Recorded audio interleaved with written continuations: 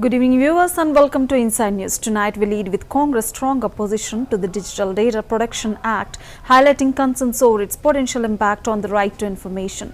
We will also bring you updates on significant railway infrastructure project approved for Andhra Pradesh, the Bihar government facing criticism over law and order, and the political storm brewing in Jammu and Kashmir over the Waqf Amendment Bill. Stay with us for these stories and more.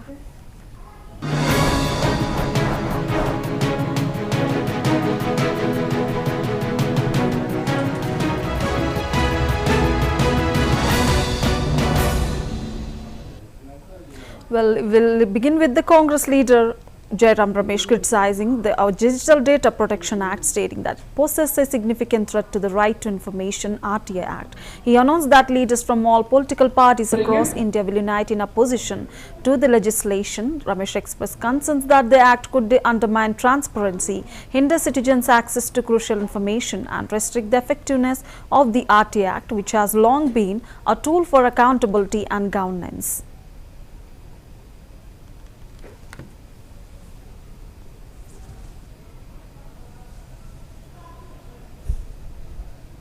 Congress अध्यक्ष जी बोलेंगे,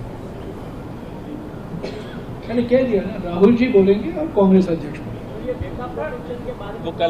वो कल होगा। India जनबंधन इसके बारे में मैंने एक लंबा स्टेटमेंट भी दिया है, वक्तव्य कुछ दिन पहले मैंने दिया था कि आरटीआई, और मैंने खुद जो संबंधित मंत्री हैं अश्विनी वैष्णव को मैंने खत भी लिखा है और खत भी मैंने सबको दे दिया है, आपको मिल गया होगा।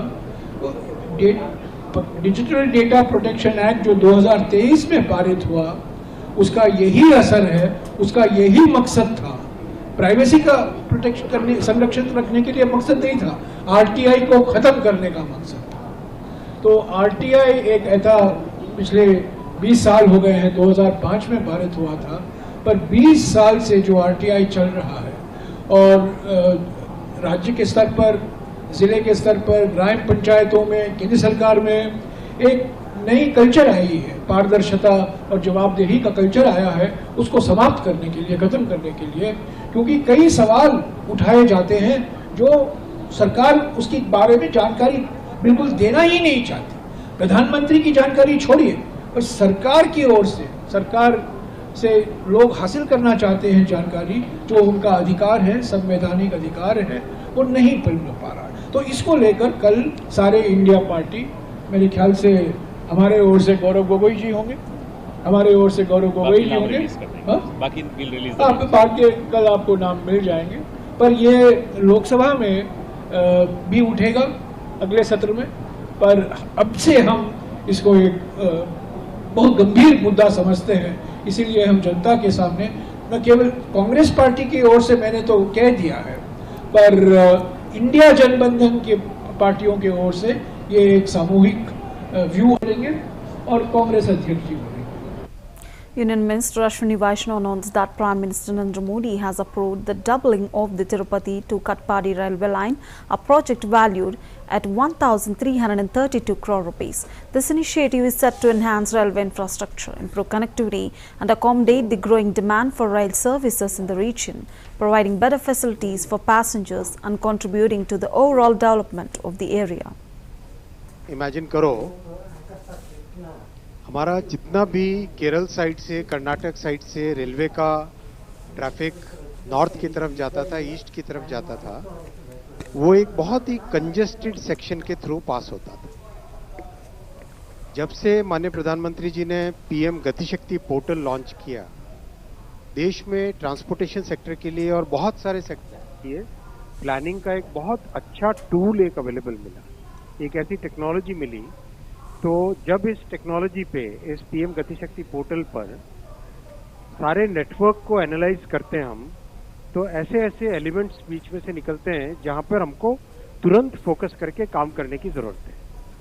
ये एक ऐसा प्रोजेक्ट है आज जो आपके सामने है। आप देखोगे यहाँ पर आप फोकस करो तो चेन्नई, एमजीआर चेन्नई लिखा हुआ है, राइट, एमजीआर चेन्नई। अब उसके पास में उससे पहले एक आता है काटपाड़ी है ना, वेल्लोर और काटपाड़ी आसपास हो गए। जितना भी साउथ कि केरल से कर्नाटक से ट्रैफिक आता था, उस ट्रैफिक को पहले एक कंजेस्टेड सेक्शन से गुजरना पड़ता था, और अगर काटपाड़ी से रेणीगुंटा यानी तिरुपति ये लाइन को अगर डबल कर दें, इस लाइन को अगर डबल कर दें, तो एकदम लिटरली जैसे बाईपास सर्जरी के बाद में बॉडी ठीक से काम, एक हार्ट सर्जरी, एक नई आर्टरी बन जाती है, वैसा ही ये प्रोजेक्ट बहुत इम्पोर्टेंट प्रोजेक्ट है। और इसकी खासियत ये है कि छोटा प्रोजेक्ट होते हुए भी ये रेलवे के नेटवर्क में बड़ी एफिशिएंसी लाता है। तो ये प्रोजेक्ट आज माननीय प्रधानमंत्री जी ने अप्रूव किया। तिरुपति से काटपाड़ी की डबलिंग 1332 करोड़ रुपीस का प्रोजेक्ट है ये। आप इस एरिया में देखेंगे बहुत सारा एग्रीकल्चर प्रोडक्ट है, कई सारे सीमेंट प्लांट्स हैं, कई सारे पावर जनरेशन से रिलेटेड एक्टिविटीज हैं यहाँ पर, और मोस्ट इम्पॉर्टेंट तिरुपति बालाजी और कालाहस्ती भगवान शिव का मंदिर और चंद्रगिरी फोर्ट, ये तीन बहुत बड़े ऐसे हमारे देश के तीन महत्वपूर्ण स्थल है जहाँ पर लाखों की संख्या में लोग आते हैं। फिर वेल्लूर और तिरुपति दोनों मेडिकल और एजुकेशन के बड़े हब बने, और Rayalaseema region. RJD leader Tejashwi Yadav criticized the Bihar government, stating that law and order in the state has deteriorated into criminal disorder. He accused the Chief Minister of being unaware of the situation and claimed that those in power are releasing criminals and promoting corruption. Yadav also highlighted the rampant administrative anarchy in Bihar, blaming the government's failure to maintain order and address key issues.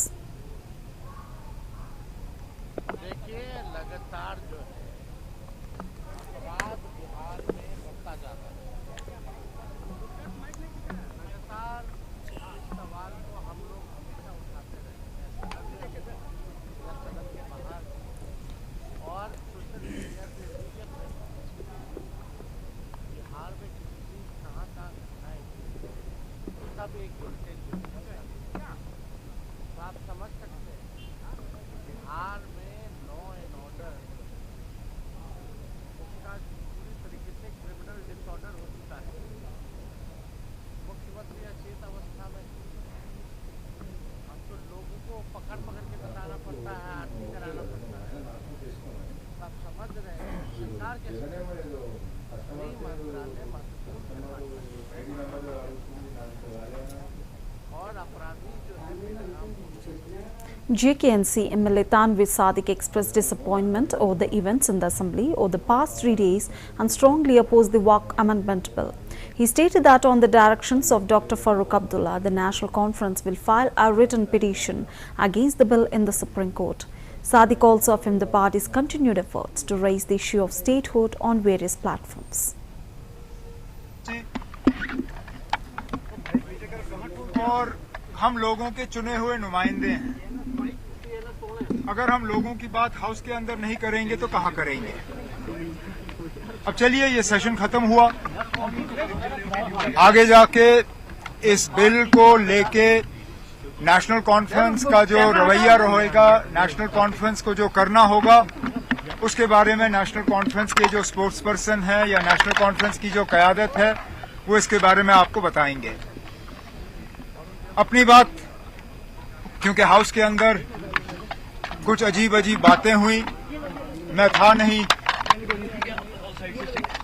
लेकिन मेरे खिलाफ आज वो लोग बात कर रहे हैं जिन्होंने बीजेपी की गोद में बैठ के दूध और टॉफी की बात की, जिन्होंने बीजेपी की गोद में बैठ के जम्मू कश्मीर की तबाही की। हाउस के अंदर उन लोगों ने मेरे खिलाफ इल्जाम लगाया जिन्होंने क्रिकेट बैट बांट के यहां के नौजवानों को गुमराह करके उस वक्त के होम मिनिस्टर के प्रोग्रामों में घसीट के लिया। आज हमारी अगर ये हालत है तो ये उन लोगों की बदौलत जो मेरे खिलाफ उंगली उठाने की बात कर रहे हैं। ये सही है कि 2 दिन पहले मैं अपने वालिद साहब को ट्यूलिप गार्डन ले गया था। ये इत्तेफाक की बात है कि उस वक्त एक मरकजी वजीर मौके पे मौजूद थे। हमारी वहां हेलो हाय हुई। उन्होंने मेरे साथ तस्वीर खींचना चाहा तो मैं क्या इनकार करता? मैं क्या बदतमीजी करता? उन्होंने तस्वीर खींचना चाहा, मैंने उनके साथ तस्वीर खींची। लेकिन अब उस चीज को वो लोग इस्तेमाल करने की कोशिश करें जिन्होंने बीजेपी को यहां एंट्री दी, जिन्होंने आज तक 2016 की कत्ल गारत के लिए जम्मू कश्मीर के आवाम से माफी नहीं मांगी। मुझे लगता है ये सरासर गलत है। उनको पहले अपने गिरेबान में झोंक के देखना चाहिए कि उनकी क्या हरकतें रही, उनके बीजेपी की क़यादत के साथ क्या रिश्ते रहे, उन रिश्तों का जम्मू कश्मीर को क्या खमियाजा भुगतना पड़ा, उसके बाद मेरे ऊपर उंगली उठाएं। PDP chief Mahbooba Mufti condemned the actions of the ruling party in the assembly over the past 3 days, calling the events and the situation at the Tulip Garden shameful. She accused the BJP of attacking Muslims across the country and criticized the Jammu and Kashmir Chief Minister for welcoming Union Minister Kiran Rijiju, claiming it signaled support for the Waqf amendment, which she believes undermines the Muslim community. जो पिछले 3 दिन से assembly के अंदर ruling party का एक drama चल रहा है और उसके अलावा जो ट्यूलिप गार्डन में हमने देखा, ये शर्मनाक है। खासकर जो इस मुल्क के मुसलमान हैं जिनके ऊपर इस वक्त बीजेपी का पूरे ताबड़तोड़ हमले हो रहे हैं, उनको यहाँ की लीडरशिप उमर साहब ने, फारूक साहब ने मिलके, जो वहां से मिनिस्टर आए थे किरण रिजू जो यहाँ आए थे, उनका इस्तेकबाल करके उन्होंने पूरे मुल्क के मुसलमानों को ये पैगाम दिया कि जो आपके साथ इस वक्त पार्लियामेंट के अंदर हुआ, जो वक्फ में अमेंडमेंट लाया गया, उसके साथ यहाँ की सरकार है, उसके खिलाफ नहीं है। जिससे मैं समझती हूँ हमारे मुल्क के जो मुसलमान हैं उनकी हिम्मत ऑलरेडी जो टूट चुकी है, जो एलिनेटेड फील करते हैं, जो मुसीबत में फील करते हैं, मुझे लगता है उनके लिए ये बहुत ही बुरा पैगाम था जो यहाँ से चला गया। और असेंबली में हम ड्रामा देख रहे हैं कि रूलिंग पार्टी के लोग शोर मचाते हैं, और इस शोर मचाने की और भी एक वजह है, क्योंकि लेफ्टिनेंट गवर्नर साहब ने 3 बिल क्लियर किए थे। एक तो जो डेली वेजेस को रेगुलराइजेशन का, जो बेचारे सालों साल से बिना तनख्वाह के बहुत थोड़ी रकम पे काम कर रहे हैं, वो बिल क्लियर था। जो ज़मीन, गरीब लोगों को ज़मीन देने के लिए जो वहीद परा साहब ने और एक बिल लाया था, उसको एलजी ने क्लियर किया था। और तीसरा बिल, शराब के ऊपर बैन लगाने का बिल, वो भी क्लियर कर लिया था। तो इन तीनों तमाम बिल से बचने के लिए, डेली वेजेस को रेगुलराइज करना, गरीबों को ज़मीन देना और शराब पे पाबंदी, इन बिल्स के साथ अटेंशन डाइवर्ट करने के लिए असेंबली में हंगामा किया गया। और ये हंगामा इसलिए भी किया गया ताकि जिस तरह से इस्तेमाल किया गया किरण रिजिजू का यहाँ पर, जिसने ये अमेंडमेंट बिल लाया पार्लियामेंट में, और जिस तरह फारूक साहब और उमर साहब ने उनका यहाँ इस्तेमाल किया, उससे ध्यान हटाने के लिए असेंबली में पिछले 3 दिन से तमाशा हो रहा था। और आज हमारे साथ यहाँ हमारे एडवोकेट मजीद साहब हैं जो सुप्रीम कोर्ट लॉयर हैं। तो आने वाले 1-2 दिन के अंदर इंशाल्लाह हम भी इस जो वक्फ बिल पे अमेंडमेंट लाया गया उसको चैलेंज करेंगे। जो पिछले 3 दिन से असेंबली के अंदर रूलिंग पार्टी का एक ड्रामा चल रहा है और उसके अलावा जो ट्यूलिप गार्डन में हमने देखा, ये शर्मनाक है। खासकर जो इस मुल्क के मुसलमान हैं जिनके ऊपर इस वक्त बीजेपी का पूरे ताबड़तोड़ हमले हो रहे हैं, उनको यहाँ की लीडरशिप उमर साहब ने, फारूक साहब ने मिलके, जो वहां से मिनिस्टर आए थे किरण रिजू जो यहाँ आए थे, उनका JKNC MLA Tanvir Sadiq expresses disappointment with the events in the Assembly over the past 3 days and voiced strong opposition to the Waqf Amendment Bill. He stated that on the directions of Dr. Farooq Abdullah, the National Conference would file a written petition against the bill in the Supreme Court. Sadiq also emphasized the party's commitment to continue raising the issue of statehood on various platforms. बात करनी है जो पिछले 3 दिन में हुआ। हम सबको उसका दुख है। हम समझते हैं कि ये जो असेंबली एक वाहिद जगह है जहां हम अपने दिल की बात कर सकते थे। हमने कोशिश की कि हम अपने दिल की बात करें, जिस तरह बहुत सारी असेंबलीज में ऐसी बातें हो रही थी। हम चाहते थे कि वही सेंस हम इस असेंबली में भी करें। हम शुक्रगुजार हैं स्पीकर साहब के कि उन लोगों ने हमारा जो दिल की बात थी, sense of the house, on record रखा और असेंबली के रिकॉर्ड्स में हमारी जो अपोजिशन है, हमारा जो मुद्दा था, उसको ऑन रिकॉर्ड लाकर ये बताया कि हम वक्फ अमेंडमेंट बिल के खिलाफ हैं। अब ये एक ऐसा बिल है जो मुसलमानों के खिलाफ है। अगर 300 मेंबर्स इसके खिलाफ है, इसका मतलब है एक वर्टिकल डिवीजन इस मुल्क में है और हम समझते हैं कि ये मुसलमानों के खिलाफ है। जितनी हमें अपोजिशन करनी थी, हमने कोशिश की पिछले 2-3 दिन में ये करना, लेकिन अब आज की जंग यहां हमने जितनी कर सकते थे हमने किया असेंबली में वो रिकॉर्ड लाकर, लेकिन इस जंग को आगे लेना है।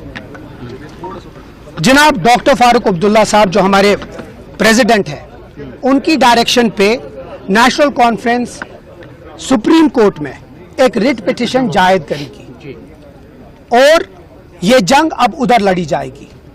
हमने इसमें, अगर आप थोड़ा सा पीछे जाएं, मैं करूंगा, we believe this act constitutes an alarming interference in the religious affairs of the Muslim community.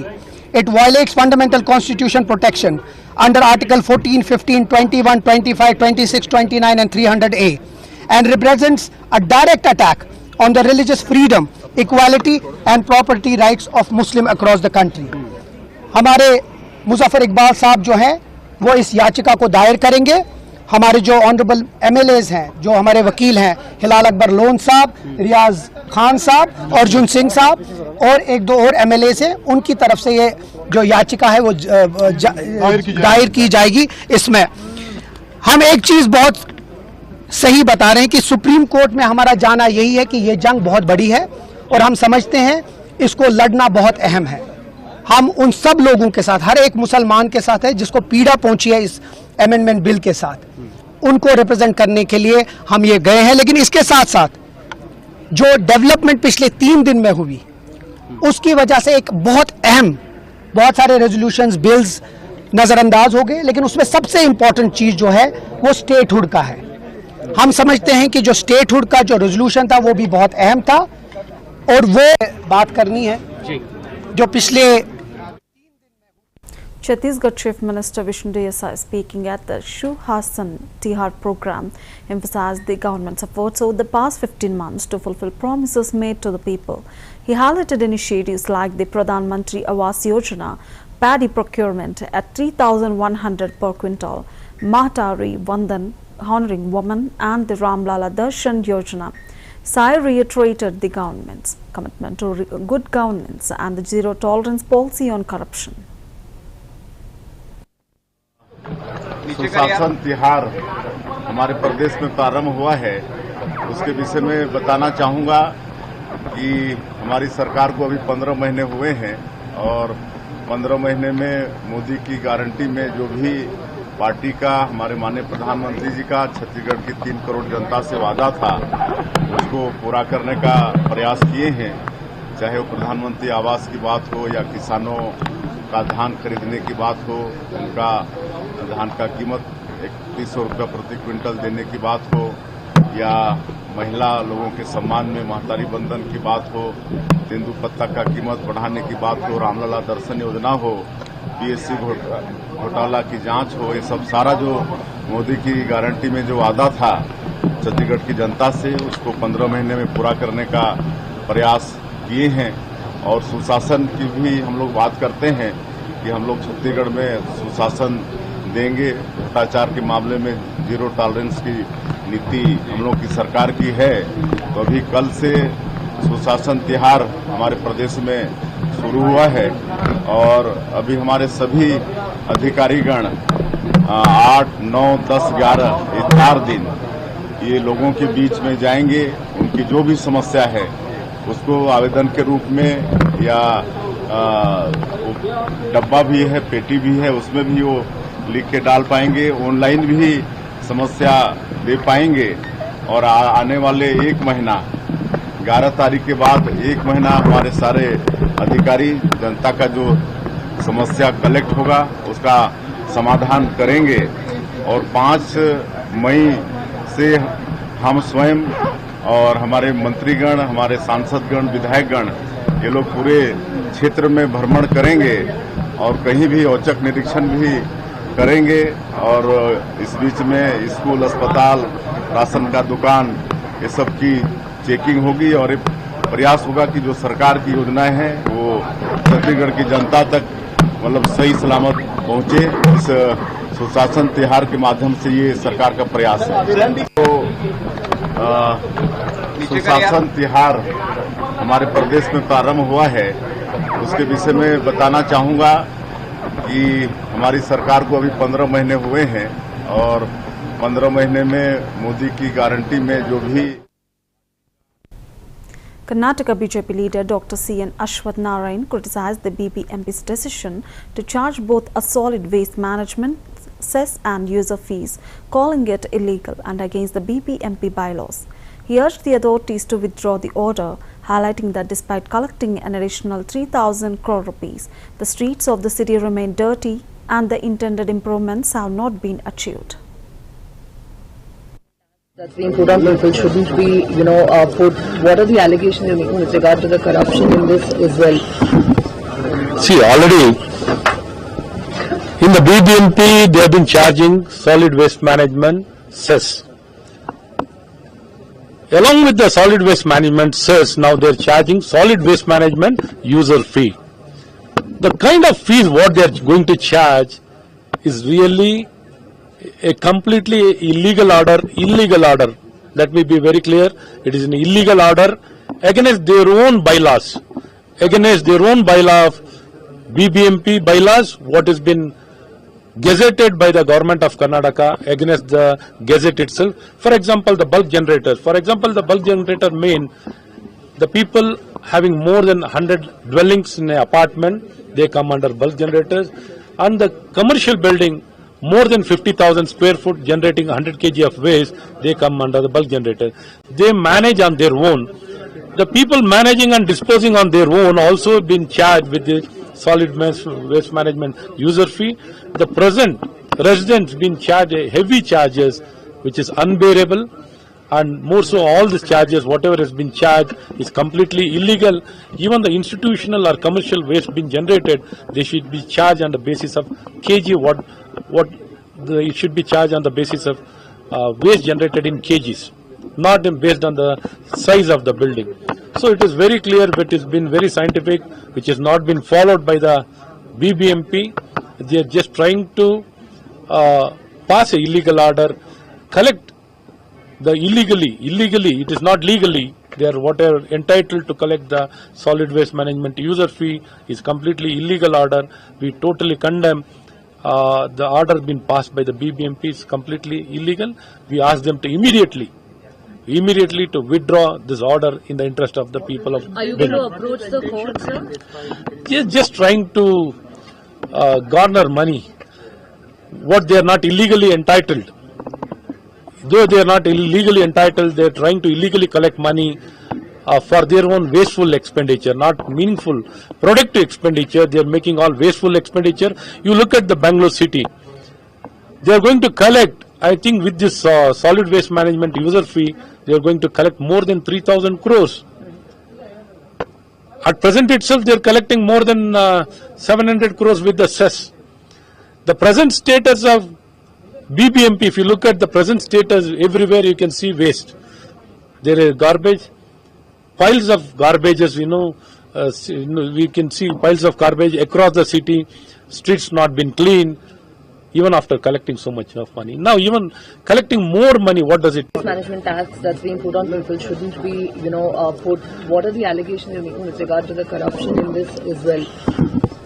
See, already in the BBMP, they have been charging solid waste management cess. Along with the solid waste management cess, now they are charging solid waste management user fee. The kind of fees what they are going to charge is really a completely illegal order.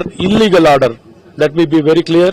It is an illegal order against their own bylaws, against their own bylaw of BBMP bylaws, what has been gazetted by the government of Karnataka against the gazette itself. For example, the bulk generators. For example, the bulk generator main, the people. During the Congress Working Committee meeting in Ahmedabad, Madhya Pradesh Chief Minister Mohan Yadav remarked Sardar Patel had invited Nehruji for the inauguration of the first Jyotirlinga Somnath temple after India's independence, but he refused to attend. Even today, Rahul Gandhi is avoiding a visit to the Ram temple. You can say anything for votes, but the people understand everything. They will never forgive when injustice is done to the majority group for the sake of another group's votes. We are fortunate that the BJP under the leadership of Prime Minister Modi is running governments in 21 states with its allies. चलिए देर आए दुरुस्त आए, अब समझ में आ रही है। सरदार वल्लभ भाई पटेल ने तो इस देश की आज़ादी के साथ हमारे पहले ज्योतिर्लिंग सोमनाथ मंदिर का जीर्णोद्धार करते हुए अतीत में राहुल गांधी जी के पूर्वज नेहरू जी को आमंत्रित किया था। इसका Brings us to the end of this edition of Inside News. We covered a range of important developments tonight, from political clashes over legislation and governance to infrastructure initiatives and social welfare efforts.